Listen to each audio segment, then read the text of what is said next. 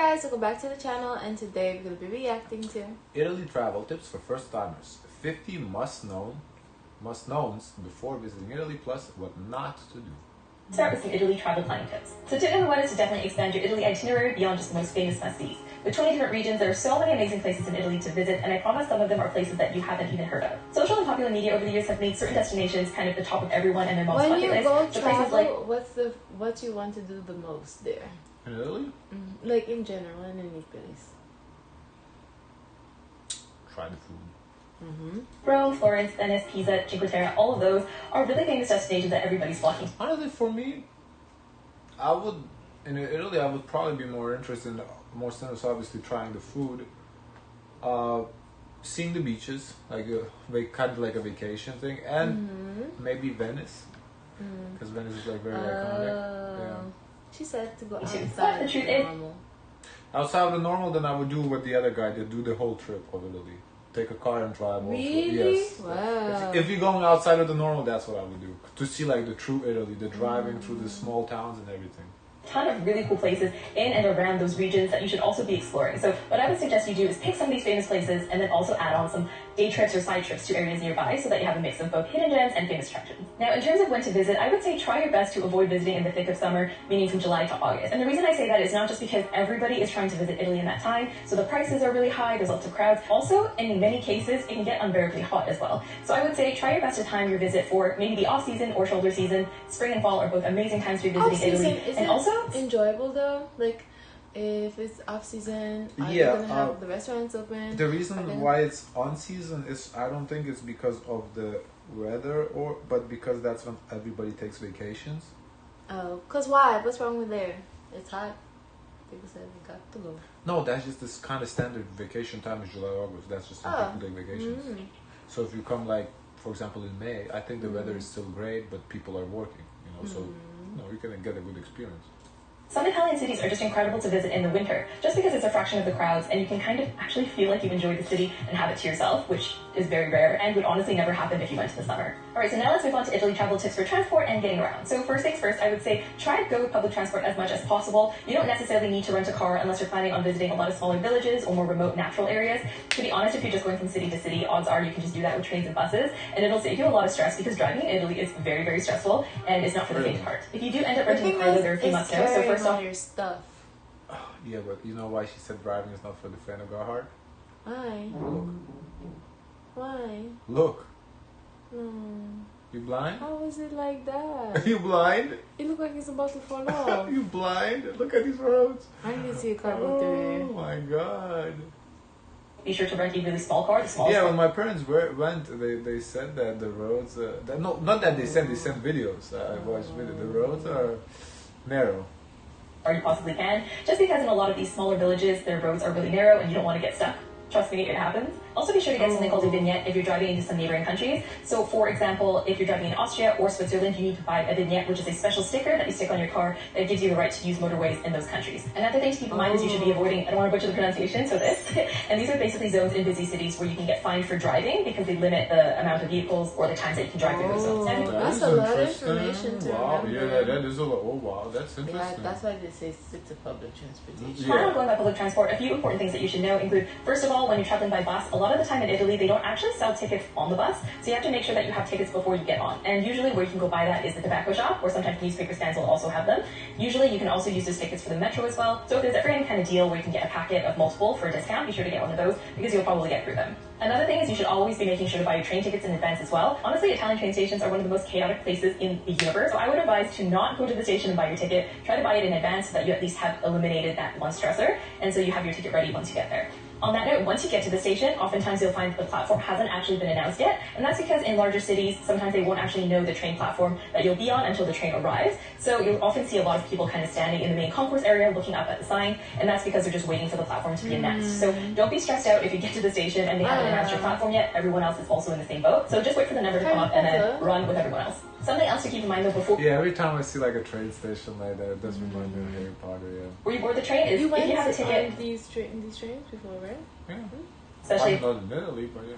it's like a physical ticket, you need to make sure you validate that ticket as well before you get on the train. Having a ticket isn't enough. You also have to make sure it's properly validated. Now with digital tickets, it's a lot easier. You don't have to worry about that. But if you have a physical ticket, make sure you get it stamped if there's a machine for you to stamp it, just because if a ticket controller comes by and the ticket's not validated, they don't actually consider it to be a valid ticket, so you can still get fined even if you've paid for it. Now let's cover some culture and etiquette tips for Italy. First off, try to remember that there's tremendous cultural diversity within Italy. Italy can look very different depending on where you're going. And in fact, if you're looking at northern and southern, in many ways, they are totally worlds apart. So just keep in mind that there's a ton of regional diversity, and try to forget any stereotypes of the country that you might have seen in popular media. Another important thing is to learn how to say hello and thank you. Luckily, Italian is a very pretty language, and honestly, you've probably heard hello and thank you in the past. So to say good morning is buongiorno, which I'm sure you've heard before, and in the evening, if you're saying hello, is buonasera. Of course, to say thank you, a very simple grazie will suffice. Another important etiquette tip is to remember to cover up when you're visiting churches. Not only is this just more polite, a lot of churches will actually actively turn you away if you don't have your shoulders and your knees covered. So if you're visiting in the summer, just make sure you have a scarf with you so that you can drape it over your shoulders, and also have at least one skirt or one pair of pants that extends past your knee. Another thing to note is you should not be tipping by North American standards when you're in Italy. Oftentimes in restaurants there's already a service and cover charge included in the bill,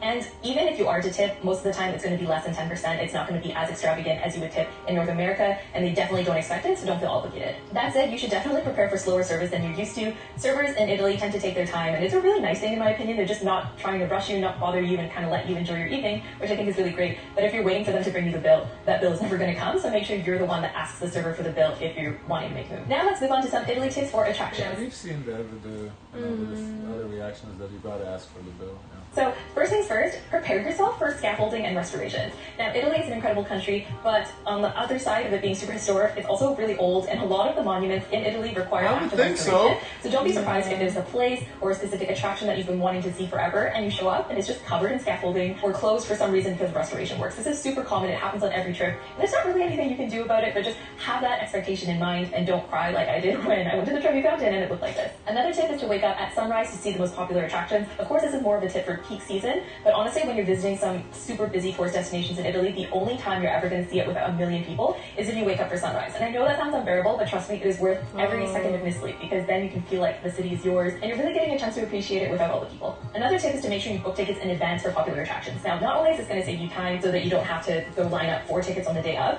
sometimes in peak season, the most popular attractions can actually sell out, and you don't want to be that person that everyone in the group is mad at because you didn't book tickets in advance. Now, another sneaky trick that I have for avoiding crowds in Italy is showing up to an attraction just before it closes. This is a trick that I personally used at the Vatican museums, and I actually got to half the place pretty much to myself just by showing up an hour before it closed. Granted, an hour is not a ton of time, so I did kind of speed through it, but oftentimes if you show up just before it closes, there will be way fewer crowds than even if you showed up first thing in the morning, because everyone likes to show up first thing in the morning, but now you know, if you go just before they close, oftentimes the crowds will already... That's a good tip, yeah, because everybody usually, that is always go early, but if everybody thinks the same way, then early is the is the biggest line, she's right. Be gone by then too. Depending on where you're going, you should also be sure to look into sunrise or after hours tours as well. In a lot of the more touristy cities in Italy, like Rome for instance, they're starting to do things like sunrise and after hours tours, which allows you to visit certain attractions before they open. I don't understand, what is that? The tour is like not during the regular hours. Oh. Like sunrise, like early in the morning or after hours. Yeah.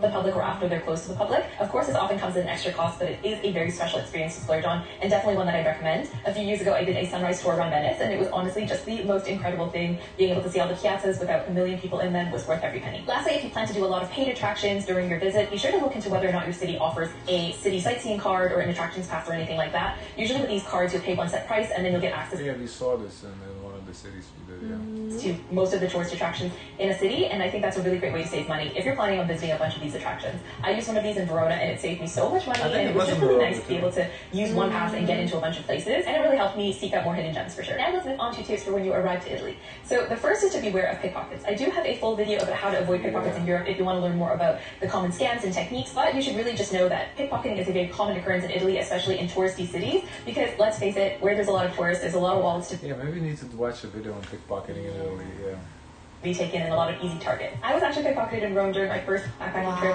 so I know how it feels. But just be extra vigilant when you're in super crowded places like train stations or tourist attractions. Besides just being a little bit more aware, you should also take care to learn about some of the common scams that you'll find in Italy. So some really big ones include the friendship bracelets. There's often in touristy areas, like in the main square in Milan, for instance, there's guys who are there with friendship bracelets, and they'll try to lure you over and tie it on your wrist and then demand that you pay for it. If you see these guys or they offer you a friendship bracelet, even if they say it's free, be sure to walk away and get away as soon as possible, because sometimes they can be quite forceful. On a similar note, oftentimes you'll find people in main Italian squares giving away roses, and they'll say it's free, they'll say it's a welcome gift, but then they'll turn back around and ask you for a donation. Or it's really funny, sometimes they'll give a free rose to the lady in a couple, and then come back and ask the man to pay for it, which is very fun to observe. Now, honestly, apart from that kind of petty theft, you don't have to worry too much safety-wise when you're in Italy. It's really just those opportunistic crimes that you have to look out for. I've never felt in danger in terms of violent crime when I'm in Italy, so just keep those scams in mind and you'll be fine. Now, another thing to not be weirded out. Yeah, those scams, I feel like we saw them in France. I feel it's just, I think Greece also, just the tourist destination scams, I guess, to get foreigners on the hook.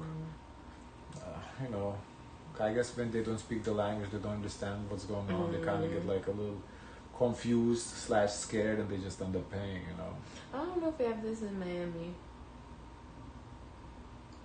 I mean, our scams would be overpriced drinks and food at the beach. I think that's the scam. Is oftentimes when you check into a hotel or an accommodation, they will take your passport and make a copy of it. Don't worry, this isn't a scam. This is just a legal obligation that they have to fulfill. So if they take your passport, don't worry, you will get it back and they're not trying to steal it. Similarly, you'll often be asked to pay a tourist tax when you arrive. This can range from €3 to €5 per night per person, depending on where you're staying. Again, this is not a scam. This is another legal obligation that the accommodation has to fulfill. And usually it does have to be paid in person, which is why it's not included in the price that you pay up front if you're booking. If that happened to me, like if you finish paying and then you go there and they say, oh, you have to pay another thing. I say, is that a scam? I would be shocked. So this tourist tax, is it like only for tourists, or this is for every hotel? Okay, is it only for people that are tourists, or is it just because hotel is located in a tourist area, but everybody has to pay? Because to me, like if just because of hotel area and everybody has to pay, then okay, it's fine. I get it. We have like a resort tax, a resort fee. I get it. But if it's they see you, you a tourist, and then they charge you, okay, that's a scam to me. Because they only charge you because you're a tourist. Because then wouldn't they charge you before if it's a resort fee? No, it might still be at the checkout. I don't know. It doesn't. I mean, when they before or after, it doesn't matter. It's more so I'm saying, to me, what matters is if they profile you and see like, you're not local, they look at your driver's license, it doesn't say that you live in the city, you have to pay tax. Then to me that's profiling, that's wrong. But if they look at you, you live in the same say you live in the same city but you wanted to go to a hotel for a night for whatever reason. If that person still has to pay the resort tax, then it's cool. That's just not the resort, the tourist tax. Then that's cool, then that just is what it is.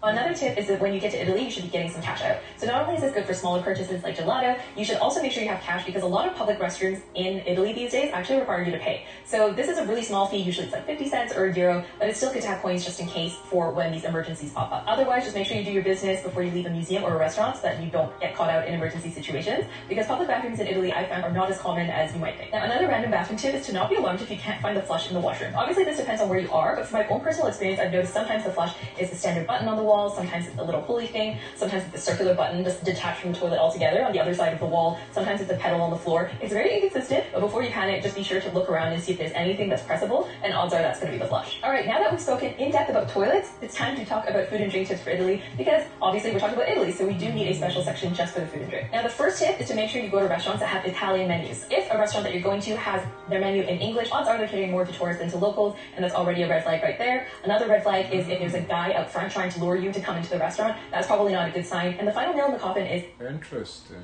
So, well, how can you order this in Italian?